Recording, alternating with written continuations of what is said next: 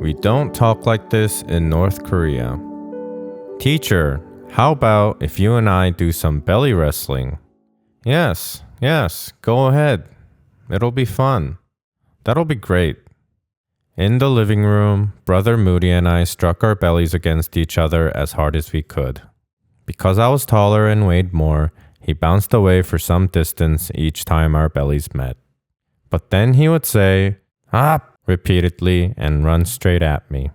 He grew upset after bouncing backwards several times, so he suddenly grabbed my thighs and tried to wrestle me down. Ah! Up! He belted it out with all of his strength as if somehow it made him stronger. The brothers thought our match was hilarious. They were tapping the floor with their feet and enjoyed cheering for us. I liked Brother Moody, who was very naive. The rest of the brothers liked him too because he was fun to be with, even though he was a little slow. He also often made off-the-wall remarks. Teacher, would you like to go stay at my house for about a week just for fun? Really? If I go there, won't I get arrested by the 보위부? No, don't worry. I can take care of them. Brother Moody sounded serious, just like when he said North Korea could beat the United States if a war broke out between the two countries. What are you talking about? You escaped North Korea because you couldn't even feed yourself, so how can you take care of the dear teacher? Stop talking nonsense, said Brother Calvin, who was listening to the conversation. Hey, you little punk, be still before you rot. Don't listen to him, teacher. Just trust me, and everything will be fine. I was confused, so I decided to be wary of anything I heard Brother Moody say. The North Korean brothers grew up in such a harsh environment that their speech was very aggressive. For example, when some cold noodles were left over from lunch, naengmyeon in Korean, they would talk about finishing them by saying, "Let's bring it down," as if the noodles were some sort of dictatorship that they could overthrow. And they routinely used vulgarities in talking with each other. This had to change because they were going to take responsibility for the mission to North Koreans. People speak differently depending on what's in their hearts, but conversely, a different way of speaking can change their hearts. Therefore, no matter how much they were led to read the Bible, if they did not give up their rough language, they would never be transformed from the inside out. I realized that if they were to truly change, they would first have to change how they spoke. But it is said that a habit is a second nature. It is always difficult to change overnight a speech pattern developed and used for many years. But not trying at all out of fear would be unacceptable, just as not going up the mountain because of the fear of tigers is unacceptable. I decided that their way of speaking definitely had to change and pushed ahead with it, sensing the Lord's presence near me in this venture. After our evening Bible reading, I spoke commandingly to the brothers. Starting today, please change how you speak to one another. They all stared at me dubiously. From now on, please speak respectfully to everyone like the assistant pastors do, even with people who are younger than you. In case you don't speak respectfully and get caught, I'm going to make you do kitchen duties. And you must address each other as 형제님 from now on instead of 형님. Then I told Brother Moody to practice what I just said as an example to the youngest, Brother Power. Brother Moody's face turned white. Teacher, in North Korea, we never talk like that. How can I say brother to someone who is a little older than my son? And how could someone who is like my son call me brother? This is unheard of. We can't do this. No way. Even if we die, we can't do it. So I left him alone and had the others do it one by one. Then I had him do last. He did it, albeit reluctantly. Hey, Brother Power. Afterward, he fled to another room with his face red. Instructor Kwang, who had helped me so much before, just couldn't go along with this. Dear missionary, must you do this? I just can't understand it. There is nowhere in North Korea where people talk like this. Please reconsider this order. Do you believe we are like the South Koreans? I thought very hard about how to help instructor Kwang understand my decision. Then I explained to him how the Roman Empire became a Christian nation. Instructor Kwang, do you know how the Roman Empire became a Christian nation? Rome became very corrupt over the years. Sexual immorality was particularly rampant. Among the aristocrats, they didn't have any young maidens that they considered worthy of marrying their sons. As they looked for virgins, the only ones were Christian young ladies. However, Christians were refusing to marry non-believers. Therefore, Roman aristocrats secretly kidnapped Christian young women to become their sons' wives. When such Christian ladies had babies and raised them with prayer and Christian faith, naturally, the number of Christians in the Roman government multiplied. That is how the Roman Empire became a Christian nation. It is not like they became one overnight. He listened attentively to my words. Likewise, if we are steadfast in changing small things that are not as noticeable, sooner or later they will become men of great character who trust in God and follow Him. Through their good character, others will change little by little. Change doesn't come in a day. I know this also well because I am a father of 4 children. You have to keep reminding them to do good and sometimes discipline them. That is how they change. This is a very long process that we must go through in order to change and mature. After he finished listening, he smiled as he replied, "Since you're leading us so meticulously in this ministry, I am happy and can trust you." But beginning the next day, the mission center became very quiet. The brothers were very careful not to say anything when I was around and tried to communicate with one another only with their eyes and gestures. When they had to talk, they did it out of my hearing. However, I wasn't bothered by their behavior. I devoted most of my praying to this issue and pressed on until there would be changes with the brothers. I went into the other room where they were talking and had them talk again in front of me. I deliberately made them speak more so they could practice talking respectfully to one another. And if someone ever got caught speaking the way he had in the past, I had him corrected, repeat what he had said, and made certain that he got kitchen duty. Because Brother Moody was the oldest, he had a hard time speaking respectfully to the younger brothers. Consequently, he avoided me at the mission center. Nevertheless, I followed him and made certain that he talked respectfully to others. When he refused, I disciplined him.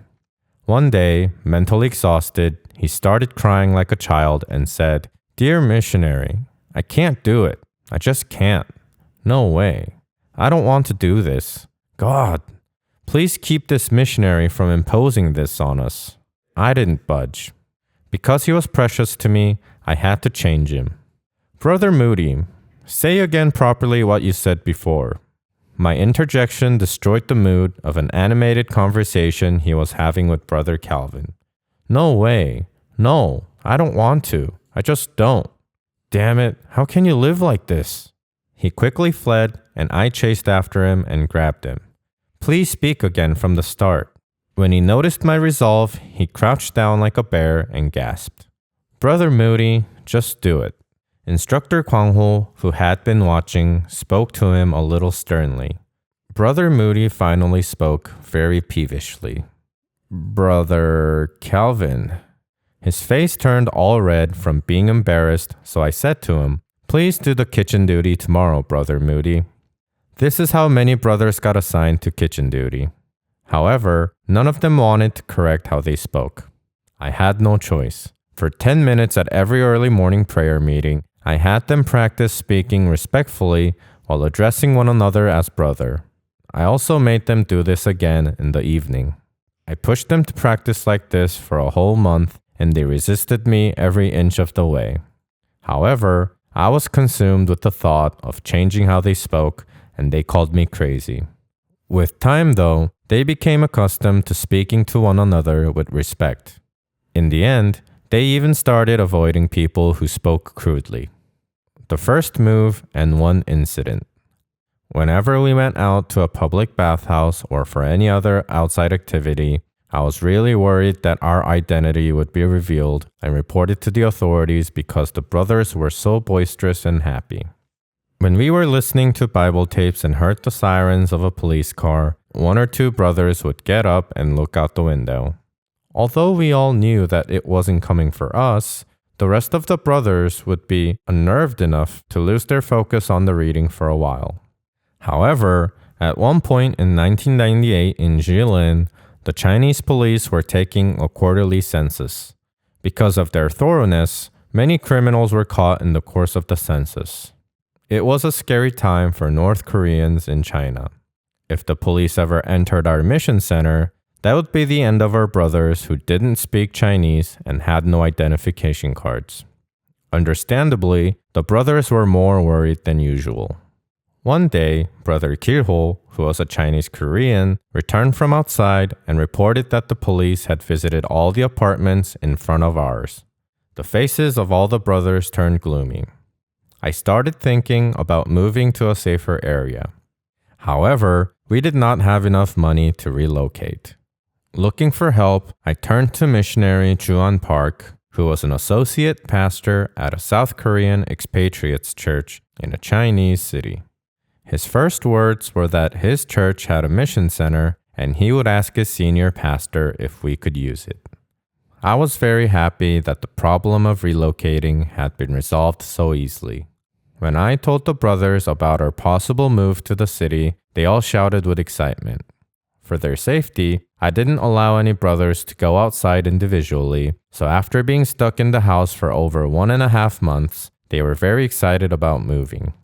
After this incident, we would move, on average, every 3 months.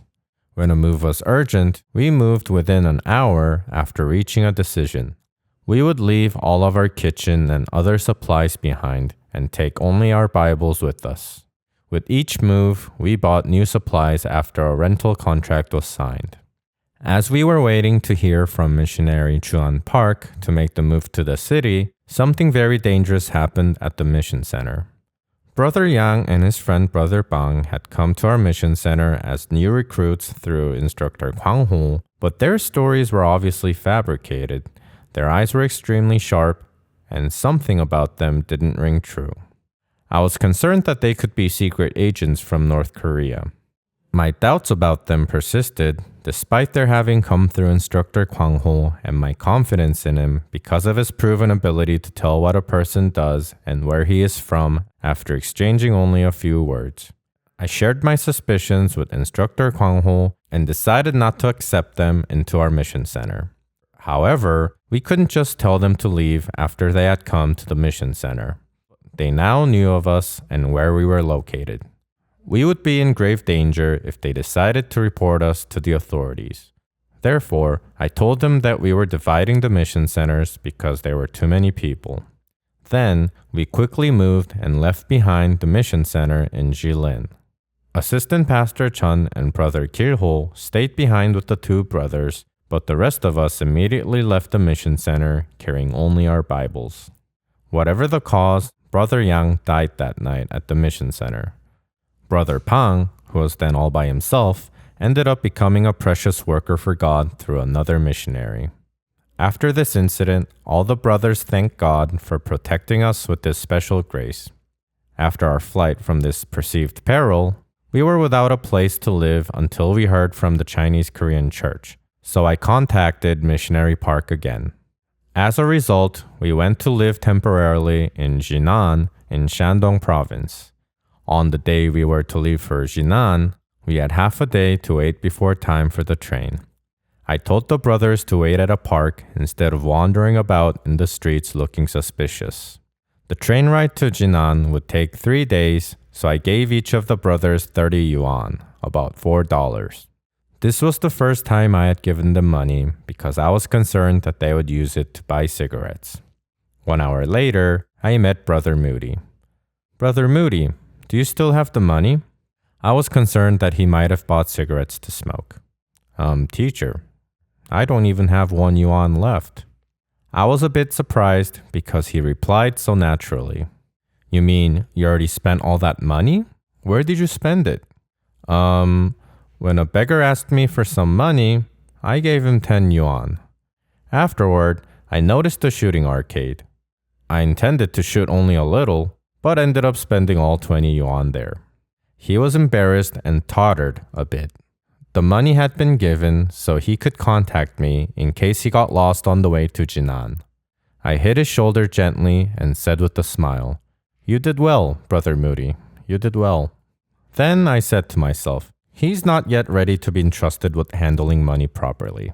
If he wasn't so old, I could at least scold him. It was time to board the train, so I gathered the brothers and went to the station. We all got on and were happily seated in our assigned seats and looking forward to a pleasant trip as we waited for the train to leave. But then a single incident disrupted our enjoyment.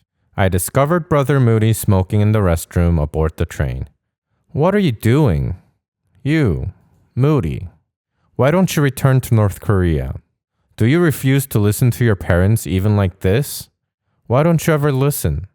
Suddenly I lost my temper, partly because I was so tired from all the problems of moving. I was already ill-disposed toward him because of his deliberate neglect of reading the Bible.